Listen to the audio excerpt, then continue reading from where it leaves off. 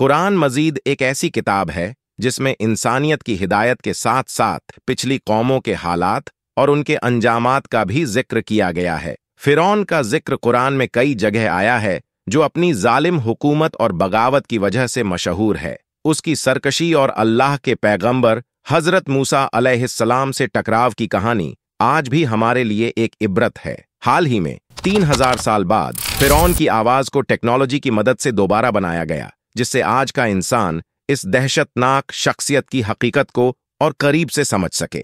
फिरौन की आवाज सुनकर हमें कुरान के उस करिश्मे का एहसास होता है जो हकीकत को बयान करने में बेमिसाल है। अल्लाह ने फिरौन के जुल्म और अंजाम को हमेशा के लिए एक इबरत बना दिया, ताकि इंसान हमेशा याद रखे कि अल्लाह की कुदरत से बड़ा कोई नहीं और उसकी सरकशी का अंजाम हमेशा बर्बादी होता है। फिरौन मिस्र का सबसे ताकतवर और घमंडी बादशाह था, जिसने 16वीं शताब्दी ईसा पूर्व में अपनी जालिम हुकूमत कायम की थी। कुरान मजीद में फिरौन का जिक्र बार बार आया है ताकि इंसान उसके जुल्म और बगावत से इबरत हासिल करे। अल्लाह ताला ने उसकी सरकशी और घमंड को पूरी इंसानियत के लिए एक सबक बना दिया है। कहा जाता है कि फिरौन ने अपनी ताकत और सत्ता के नशे में इस हद तक बगावत की कि खुद को खुदा मानने लगा। उसने अपनी रियाया पर ऐसे जुल्म ढाए कि इंसानियत उसकी हुकूमत में सिसकने लगी। जब हजरत मूसा अलैहिस्सलाम ने उसे अल्लाह का पैगाम पहुंचाया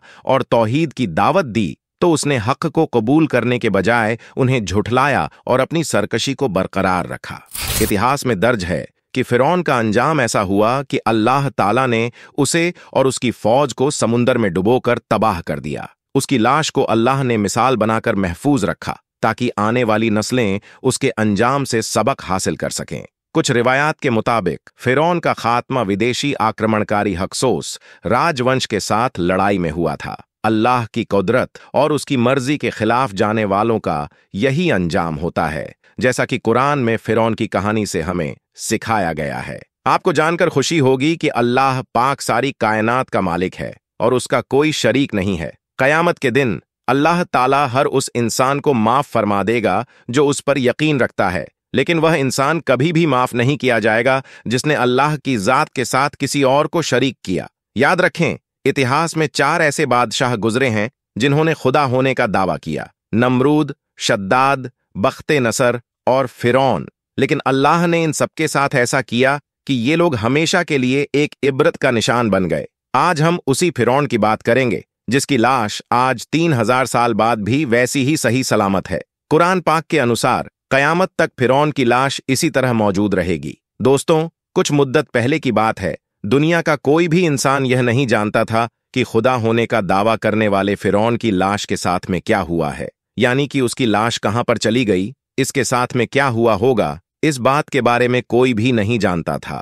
लेकिन अल्लाह पाक की किताब तौरा, इंजील और कुरान पाक में भी इसका जिक्र डिटेल से मिलता है। मगर यहूदियों ने कुरान पाक को मानने से इनकार कर दिया था। हम आपको बता दें कि फिरौन का जिक्र अल्लाह ताला ने कुरान पाक में कुछ यूं किया है कि हम फिरौन की लाश को दुनिया के सामने इबरत के लिए महफूज रखेंगे। दोस्तों, 1891 तक किसी को भी फिरौन की लाश का कोई नामो निशान मालूम नहीं था, मगर फिर कुरान पाक ने इस बात का जिक्र कर दिया था कि फिरौन हजरत मूसा अलैहिस्सलाम की कौम का पीछा करता हुआ दरिया ए नील तक पहुंचा और वहां पर जाकर पानी में गर्क होकर अपनी फौज समेत तबाह बर्बाद हो गया था, जबकि उसी पानी ने अल्लाह के हुक्म से हजरत मूसा अलैहिस्सलाम और उनकी कौम को गुजरने का रास्ता दे दिया था। लेकिन इसके बाद फिरौन के साथ में क्या हुआ, इसके बारे में दुनिया की तमाम किताबें खामोश हो गईं। यहां तक कि तौरात और इंजील में भी इस बारे में कोई जिक्र नहीं मिलता है, जबकि कुरान पाक में इस बारे में एक अजीब सी बात कही गई है जिसने पूरी दुनिया को हिलाकर रख दिया था। कुरान पाक की इस आयत पर आज तक किसी ने भी ज्यादा गौर और फिक्र नहीं किया।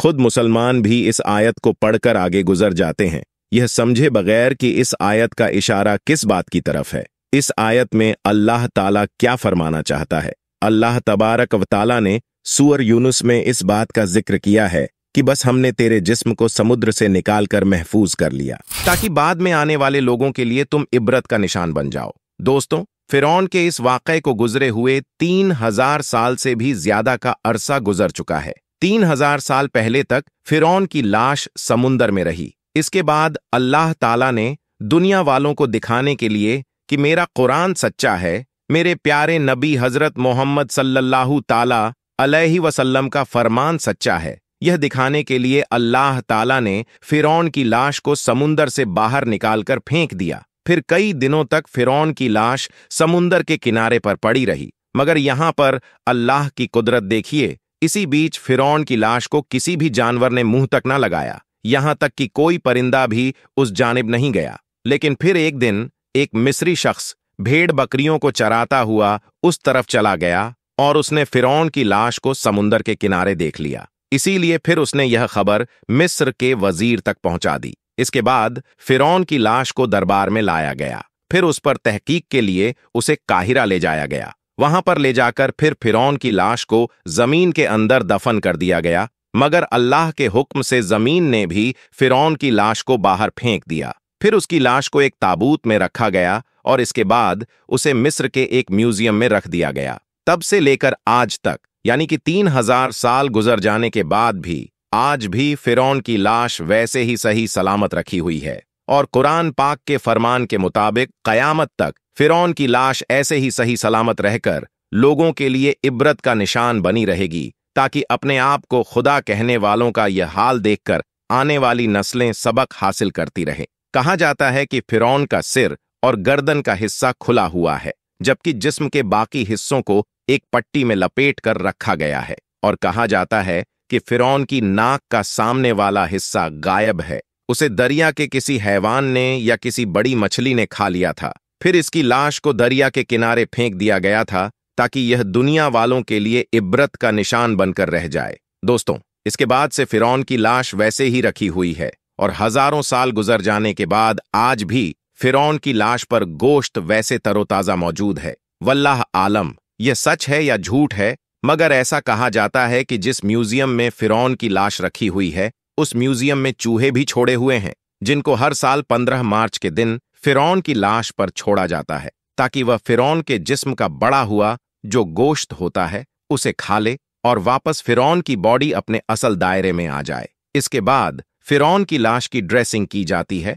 और फिर उसको वापस शीशे में बंद कर दिया जाता है। इसके बाद 1 साल तक वैसे ही वह शीशे में बंद रहती है। फिर जब अगले साल 15 मार्च का दिन आता है तो उसे फिर से वापस बाहर निकाला जाता है और उसकी बॉडी पर चूहे छोड़े जाते हैं। फिर वॉश ड्रेसिंग करके शीशे में बंद कर दिया जाता है। अल्लाहू अकबर। दोस्तों, यही वजह है कि आज हजारों साल गुजरने के बाद भी फिरौन की लाश सही सलामत है।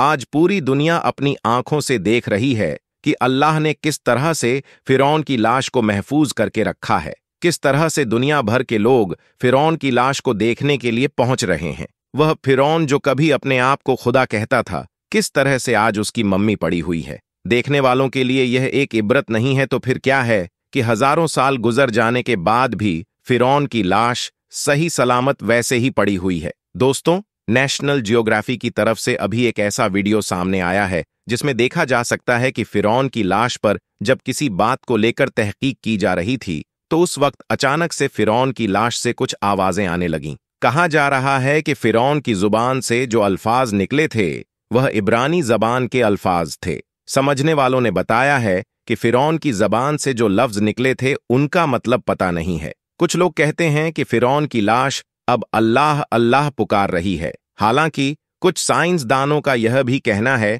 कि पूरी दुनिया में इस वक्त इब्रानी जबान बोलने वाला कोई आदमी नहीं मिला और ना ही इस भाषा को समझने वाला कोई जाहिरी तौर पर मिलता है। इसीलिए यह नहीं कहा जा सकता है कि फिरौन की लाश से जो अल्फाज निकले हैं, यानी कि फिरौन ने अपनी जबान में कुछ बोला है, उसका असल में क्या मतलब होता है। लेकिन फिरौन के इस वाक़े को देखकर और सुनकर आज गैर मुसलमान भी इस बात को मानने पर मजबूर हो गए हैं कि बेशक अल्लाह का कुरान पाक सच्चा है और अल्लाह के प्यारे नबी हजरत मोहम्मद सल्लल्लाहु ताला अलैहि वसल्लम का हर फरमान सच्चा है। दोस्तों, फिरौन के इस पूरे वाक़े को अल्लाह ताला ने कुरान पाक में कुछ यूं बयान फरमाया है, और हमने बनी इज़राइल को दरिया पार करा दिया और फिरौन और उसके लश्कर ने सरकश और जुल्म से उनका पीछा किया। इसीलिए हमने दरिया का पानी चला दिया जिससे वह वहीं पर गर्क होने लगे। हालांकि जब वह गर्क होने लगे तो फिरौन कहने लगा कि मैं इस बात पर अभी ईमान लाता हूं कि अल्लाह के सिवा कोई माबूद नहीं है,